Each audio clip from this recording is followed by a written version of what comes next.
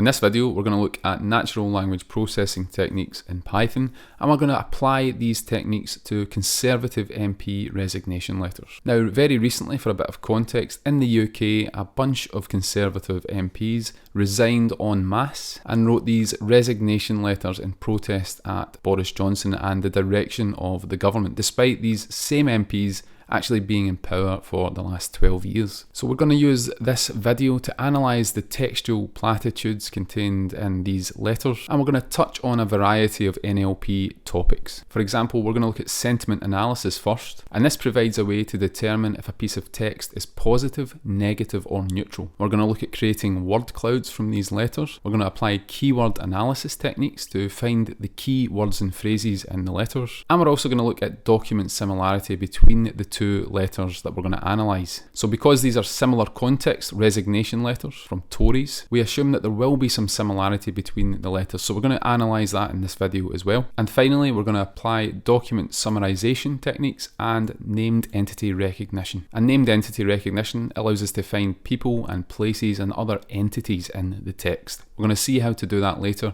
Let's start by looking at sentiment analysis. Now, before we start, actually, let's show the GitHub repository. We have this repository here. This contains two text files containing the resignation letters from two of the MPs, and it also contains a JPEG image, and this is a resignation letter in image format. In the next video, we're going to read that in using optical character recognition. But for now, we're going to focus on the two text files. So the first step here is to read them into our Python application. And I'm using a Jupyter notebook in this video, so we're going to read it in here. So we have a cell here, and I'm going to set a path to both of the text files here, and we're going to read these in with a context manager. Now we're going to open both of these with the same context manager, so let's see how we can achieve that. First of all, we'll open the Rishi Sunak letter, and we'll call that RF, and then with a comma we can also open a second file here, and we're going to open the Javid text file as well, and we'll open that one as JF. Now I'm going to specify explicitly the mode here. It's going to be read mode for both files, so that'll ensure we can't overwrite any of the content in the files. And when we have that, we can then read the text files in. And it's very simple to do that. We simply call the file handler's read method. And once we have that, we can print these to the terminal below, and we can see what the text contains.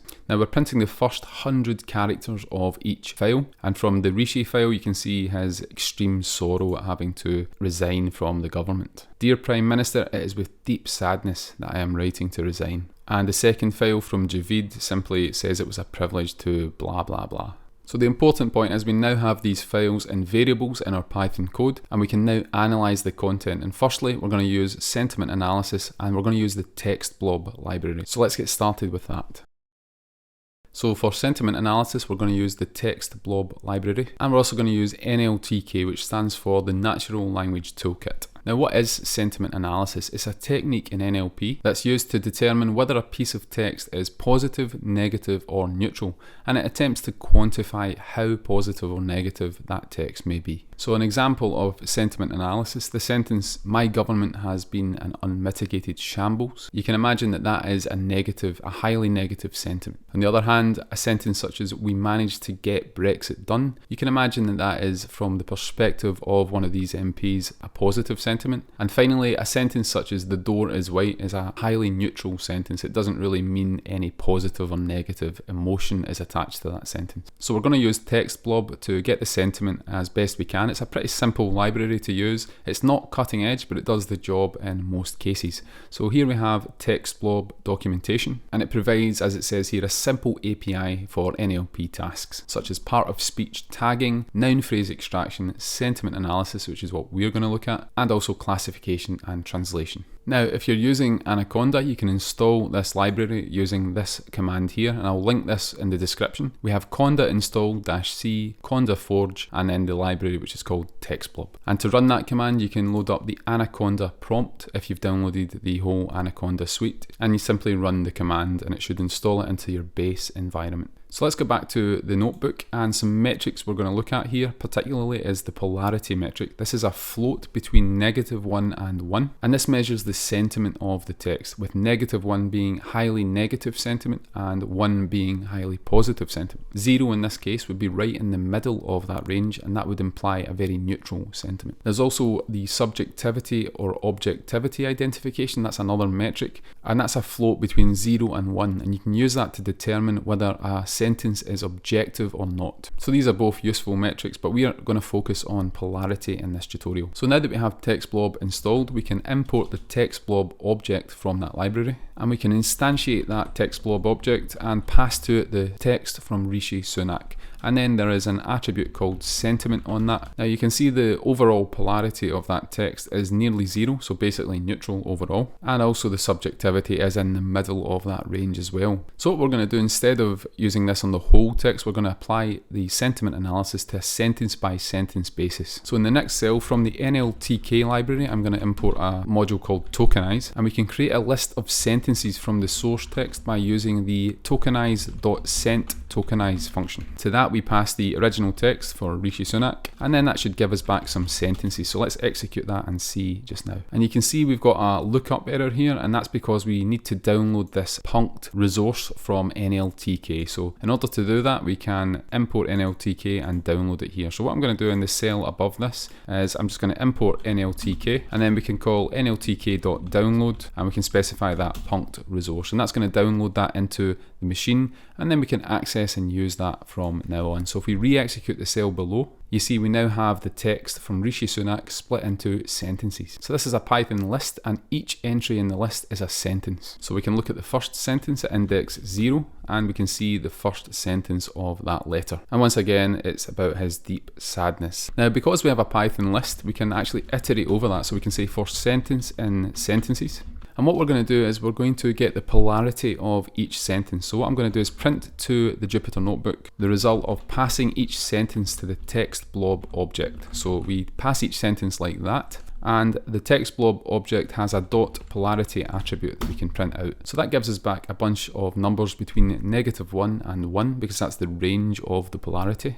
And each number tells us for that sentence, was it positive, was it negative, or neutral. So what we're going to do now, I'm going to paste some markdown into this cell below, and what we're going to do is find the sentences with the minimum and the maximum polarity. In other words, the most negative and the most positive sentence. So in order to do that, I'm going to use a list comprehension here, and we're going to pass each sentence and get its polarity and return that to a list of polarities. So all those numbers we've seen above a second ago, we're going to get them back in a list now. And what we can do with that is we can find the maximum polarity by getting the max function, which is built into Python, and we can pass the polarities list to that. And we can do the same with the minimum. So for the minimum polarity, we can use the min built in, and again, we pass the list to that. And we can print those to the terminal below, and we can see that the maximum polarity was 0.6, and the minimum was -0.5. Now what we want to do is we want to index into the original sentences list at the index where the maximum and the minimum are occurring. So we need to get the index where the maximum polarity is equal to 0.6. So I'm going to create a variable here called max polarity index, and we're going to go to the list of polarities here, and we're going to call the index function on that list and pass to it the maximum polarity. So what that's doing is for our list of polarities, we've got the maximum value in that list with this line here, and we're now going to find the index where that maximum occurs in the original list.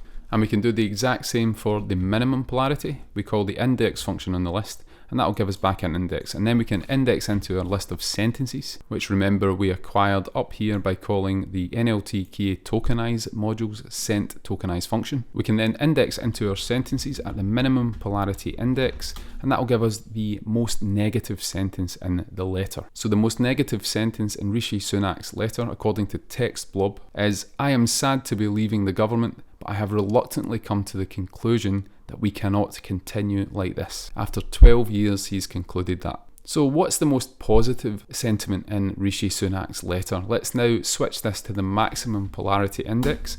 And again, the most positive remarks were actually the kind regards at the end. That's not really a normal part of the letter, so what I'm going to do is cheat a little bit here, and we're going to cut that off of the sentences. It's the last sentence, so we can index into the sentences at -1 here, and that will cut that last one off. So if we now re-execute this, we'll get the sentence that is most positive, and it's this one here: "I have been loyal to you." That's him expressing that to Boris Johnson there. He's been so loyal to him. So what we're going to do now is we're going to look at all of the negative sentences in the text. Now to start with, we're going to convert these lists to NumPy arrays, and that lets us use some nice indexing and slicing functionality in NumPy. So what we can do here is we can import NumPy as MP, and we convert our list of polarities to a NumPy array, and also the textual sentences that we have, we make that a NumPy array as well. And now we're going to get all the negative sentences. So what we're going to do is find the indexes of all the negative sentences. So we can set a variable called negative indexes, and we're going to use the numpy.argWhere function. We pass a condition to that, so we're going to find all the indexes where the polarities array is less than 0. In other words, the polarity is negative. And then we can flatten that into a one-dimensional NumPy array. So let's just look at what that gives us here. It should give us a bunch of indexes that we can use to index into the sentences array. And you can see the 4 indexes here of the negative sentences. So we can now take this sentences array above and we can use these indexes like that. And that should give us back all of these negative sentences in Rishi Sunak's letter. And here he's mentioning how serious it is to step down from ministerial office and to step down from chancellor at a bad time for the world. Apparently we want a low tax, high growth economy. So some of these are quite obviously negative sentences, but it isn't a perfect algorithm here, and it's not the cutting edge, but it's very good for most use cases. TextBlob allows you to perform sentiment analysis in Python. And if you want to use this technique for the other letter from Javid, you simply need to switch the variable here from Rishi to Javid. So now we're going to look at word clouds. This is going to be very easy to do. We're going to go to the bottom here and I'm going to show you what toolkit we're going to use to generate word clouds. Now, if you're not familiar with word clouds, it's very simple. Here's an example here. It just is a bunch of words visualized in a particular way. And it can be a nice little way to visualize some of the common words in a particular document. Now, to generate this, we're going to use a library called Wordcloud, and you can get this on Conda Forge here. The command is down below here. I'll link this below the video and you can install that with Anaconda prompt. Now, to go back to the notebook, we're going to import a couple of things here. From the Wordcloud library, we're importing this Wordcloud object, and we're also importing stop words. Stop words are words such as and of, very common words that aren't particularly useful and don't have a lot of meaning in a text. Now, we're also importing matplotlib because ultimately we're going to visualize these word clouds with matplotlib. Now, what I'm going to do is paste in a bit of code here, and this is calling this word cloud, or rather instantiating the word cloud object, and we're passing a bunch of keyword arguments to that object. For example, the maximum number of words that we want to display in the word cloud. What is the background color going to be? The width and the height. We specify the stop words that we don't want to show in the cloud, and also the font size here. And when we've instantiated the object, there's a generate function where we pass the piece of text we want to analyze, and that will then take care of creating the word cloud. And once that's done, we have in the word cloud variable something that we can show with matplotlib. So what we call is the plt.imshow function, and that can be used to show heat maps and of course images as well. And that is what the word cloud is. It's essentially an image that we can show. If we execute this cell, we will see the word cloud for Rishi Sunak's resignation letter. And of course we see common words such as public, government, economy, words like challenges and serious as well, which imply that something's gone on. As well as Rishi, we can analyze Javid's text as well and see what kind of words he was using. And again, we have typical words like NHS, British, health, social, etc. So that's how we can create word clouds in Python. We simply use the word cloud library, we instantiate this object and specify the configuration that we want, and then we pass the piece of text that we want to generate the word cloud from to that generate function.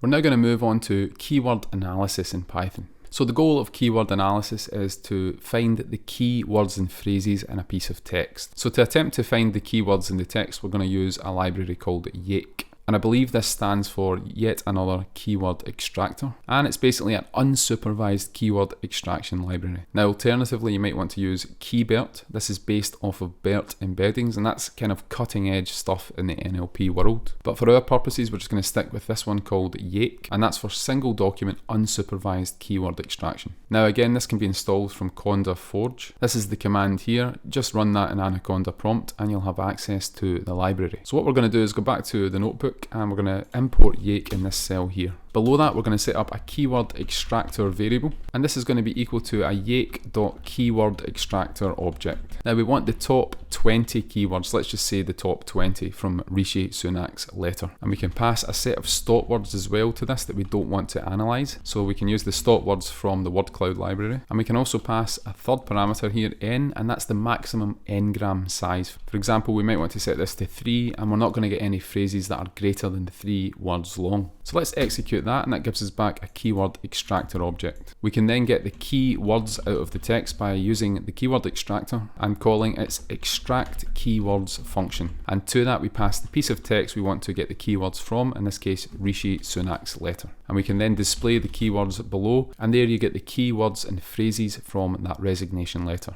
And you can see that it considers Dear Prime Minister and Deep Sadness to be key words and phrases in this document. Now we can increase the size of the max n-gram size to 5 in this case, and you get a better indication maybe of some of the key words and phrases in the text, such as resigning from the government. And this algorithm, this unsupervised keyword extraction library's algorithm, has determined that that is the key phrase by far in this document. And that's because it has a much lower score than the others. The lower the score, the more important the keyword is. And if we switch the max n-gram size to 1 here, we get back basically just single words that are determined to be the most important keywords in the text, such as Chancellor, which is what Rishi Sunak was before this resignation, as well as a bunch of other letters. I think it's better though with a higher n-gram size, because with that it's quite accurately identifying the crux of this document, that he's writing to resign from the government and he's quite sad about it. Now we can switch this to Javid by simply changing the text that's passed to this keyword extractor, and you can see how much of a privilege it was for him to have been asked something. So using this YAKE library, we perform unsupervised keyword extraction, and we're able to take a piece of text and boil it down to some of its most important keywords and phrases. So it's worth trying this out with this library, or using KeyBERT if you want to use the BERT embeddings. Now that we've done that, we're going to move on to document similarity, and we're going to manually compute the Jaccard similarity between Javid and Rishi's resignation letters.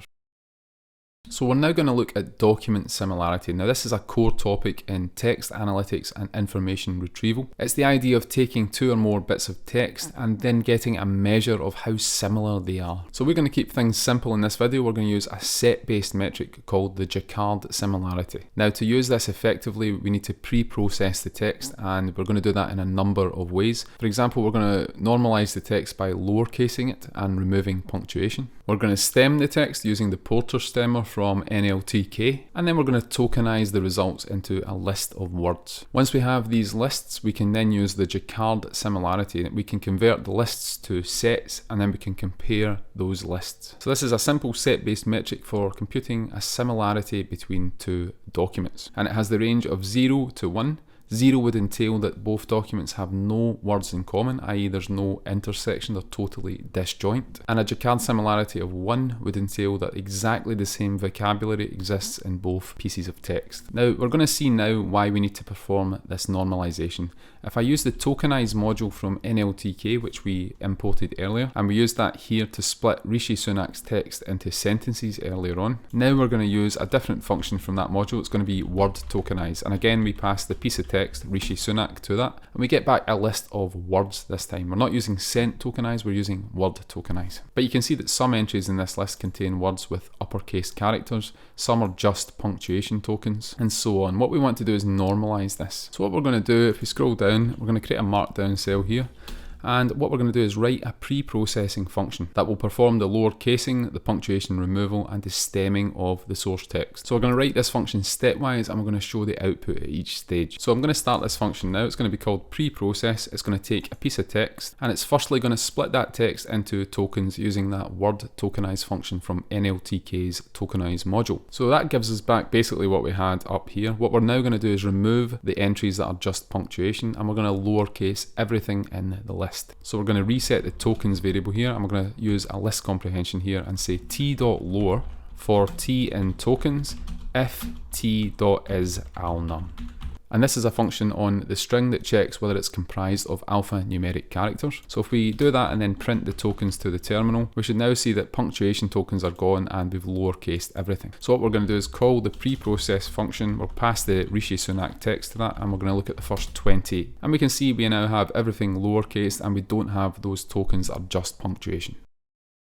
So what we're now going to do is stem the text. So first of all, let's import from NLTK.stem the PorterStemmer class. Now before we use this, we're going to answer the question, what is stemming, in case you don't know. Now stemming is basically a rule-based approach to reducing a bunch of different words to a common form. And if we go to Wikipedia here, you can see that an English stemmer that operates on a stem of cat would identify strings like cats, cat-like and catty as having that stem of cat, and therefore would reduce these words to the common stem. So we're going to do that to Rishi Sunak's letter. We're going to apply stemming to each token in the text. And when we do the document similarity, that means if we had the word cat in his text and the word cats in the other letter, they are basically the same word, so we would actually identify that in the similarity algorithm. So let's go back to the notebook and we're going to apply the PorterStemmer to each token. So first of all, we need to instantiate that. So we're going to instantiate the PorterStemmer object. And then again, we're going to write a list comprehension and create the tokens again. And it's going to be porter.stem, and we're going to pass that a token t for each t in the tokens list. So now if we look at the tokens that result from that below, we should see things like sadness have maybe been reduced to sad, and writing might have been reduced to write. So let's execute that, and you can see write here and sad here. So that's what the stemmer does. It takes those different forms of similar words and it reduces them to a single root stem. Now the final thing I want to do from this function is simply return the final list of tokens,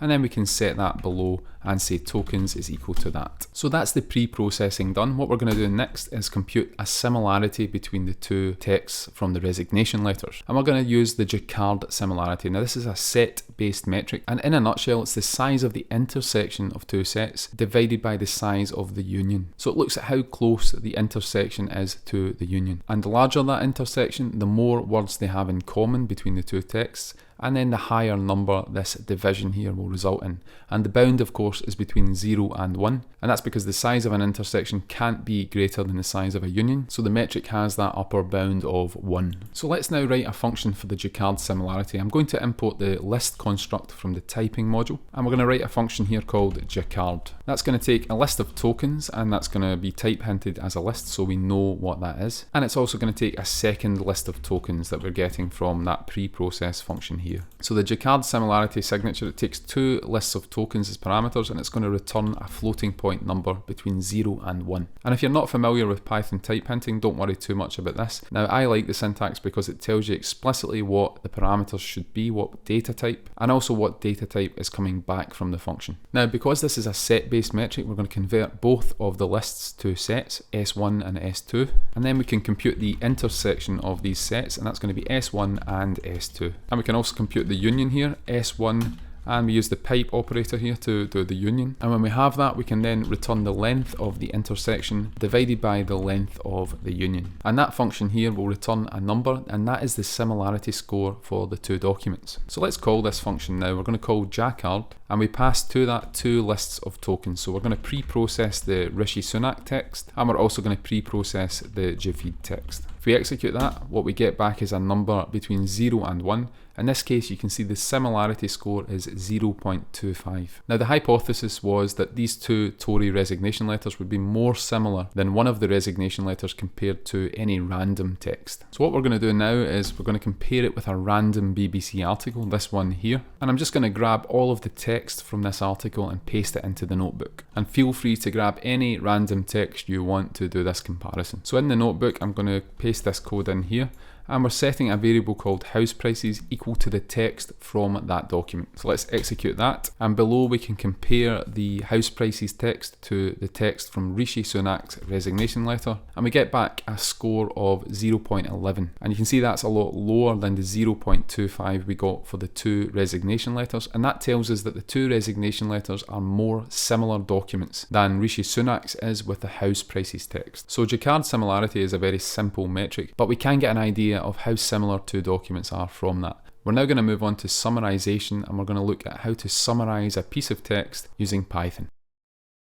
Now to perform the summarisation, we're going to use a package called Sumy, and that's going to enable us to cut down a piece of text into a smaller subset of the text that best summarises the document. Now this package provides different implementations of algorithms for summarisation, such as latent semantic analysis, text rank, and lex rank, and so on. So you can find more information about this at this page here, which I'll link below the video, and you can install this using conda forge again. So that's the command there that you can run on the terminal. Now what we're going to going to do is I'm going to go back to the notebook and we're going to import a lot of different utilities from the Sumy library. So I'll paste these in here. From sumy.parsers.plaintext, we import a plain text parser. And that's because we're working with two resignation letters that are just text documents that we've loaded into our Python application. We then import a tokenizer from this tokenizers module. And we also import a stemmer as well. Finally, and this is the key part, from the summarizers module, there's an LSA module.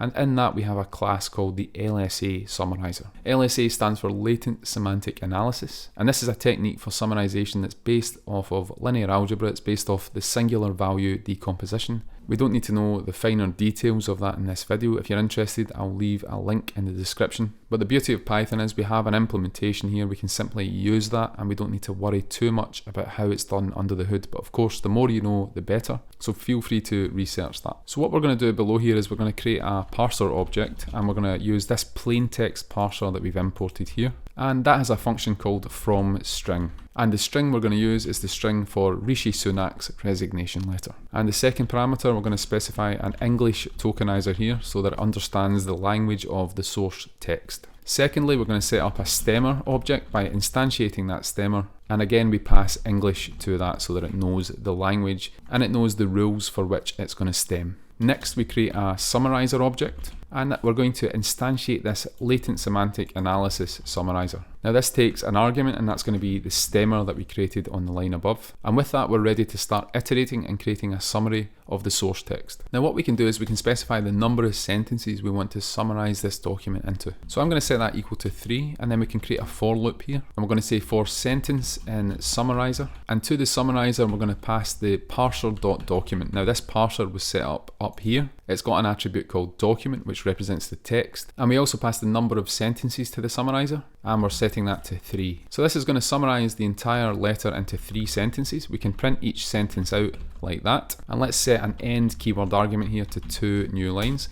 And if we execute that, we get Rishi Sunak's letter boiled down to 3 sentences. So firstly, we get how big of a privilege it's been for him to be the Chancellor. Then we get the turning point of his letter here, where the public expect better. And finally, we get the desire for a low tax and high growth economy and world-class public services. So that's the summary of the letter in 3 sentences. We could set this equal to 2, or we could set it equal to 4, and these give us summaries of the document. And we can also do this, of course, for the other document, Javid's resignation letter. And we get back the text for him about how he's such a team player, but he's lost faith in Boris Johnson's leadership. So that's summarization. There are different algorithms that we could have used here instead of latent semantic analysis. Feel free to check out the Sumy documentation. It's a very nice little library for this task. We're now going to move on to the final part of this video, and that's named entity recognition. Now, named entity recognition, it's the process of finding entities in text.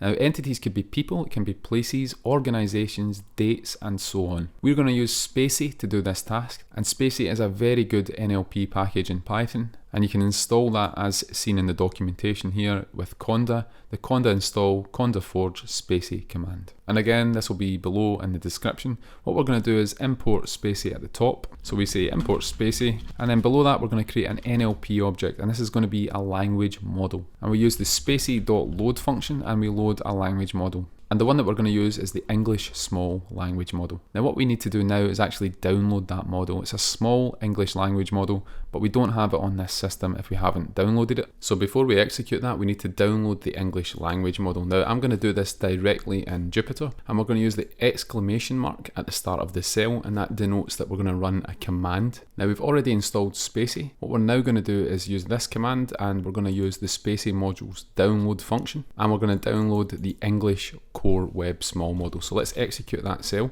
and that will download the language model onto your system. After that's done, you'll get this message that says that the download and the installation was successful, and you can now run this command below here, and that will load the language model into this NLP object. Once we have that NLP object, we can create a document object by invoking NLP and passing the text we want to process to that, and we're going to pass Rishi Sunak's text. And that gives us back a document object. It looks like text here, but this is actually an instance of a Spacy document object. If we look at the type of this, we see that it's a doc object. Now this document object has a lot of useful attributes for text analytics. For example, we can look at the sentences in the document with the doc.sense generator. That's a generator which we can convert to a list with that function there, and we get a list of all of the sentences. So this is an alternative way to get the sentences in a piece of text. Earlier on we saw the NLTK's sent tokenizer. This is another method if you're using Spacy. So therefore, to get the first full sentence in this document, we can index in at 0 there,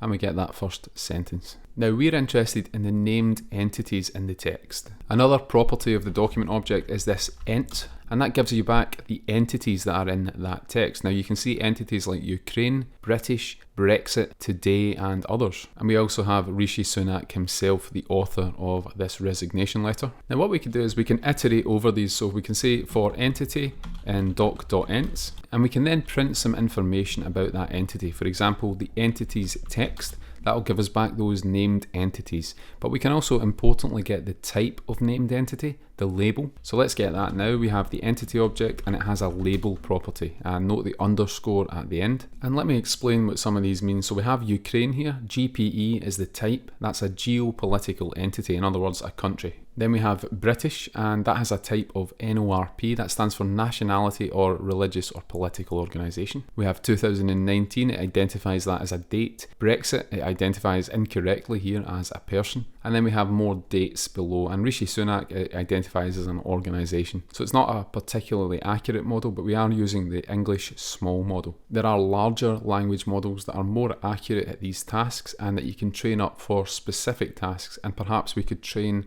a Spacy language model specifically to recognise entities in a Tory resignation letter. Of course we won't do that, it's just a possibility. Spacy is quite flexible, you can train models to do all sorts of tasks. This is a very basic model that uses the English small language model. Now to finish this video, I'd like to do the same with the letter from Javid. We're going to find the named entities in his letter. So we pass that text to the NLP object, and then here we can iterate over all the entities. Again, there are errors here, such as COVID being a person. But we get things like ordinals, one and first, and we have the Conservative Party, which is correctly identified as an organisation. And we even have the entity of Corbynism in this text. So that's quite interesting, and we're using the basic features of Spacy to identify these. So for a simple application where you want just a basic summary and you want to automate these identifications, Spacy can be a very useful tool. And if you want to go to the next level, you can use larger language models, and you can also train your own models using Spacy. So that's all for this video on Tories and natural language. We've looked at sentiment analysis, we've looked at building word clouds, we've looked at document similarity and keyword analysis, we've looked at summarizing pieces of text, and we've looked at named entity recognition. And we're using a variety of Python libraries like TextBlob, NLTK, Spacy, Wordcloud, and the Sumy library for summarisation. Now in the next video we're going to take text from an image, and that image will be John Glenn's resignation letter. We're going to use optical character recognition to read that text into our application from the image. So we can automate reading text from images using this technique. So this has been a whirlwind tour of some NLP techniques in Python. If you've enjoyed the video, please like and subscribe to the channel, and thank you for watching.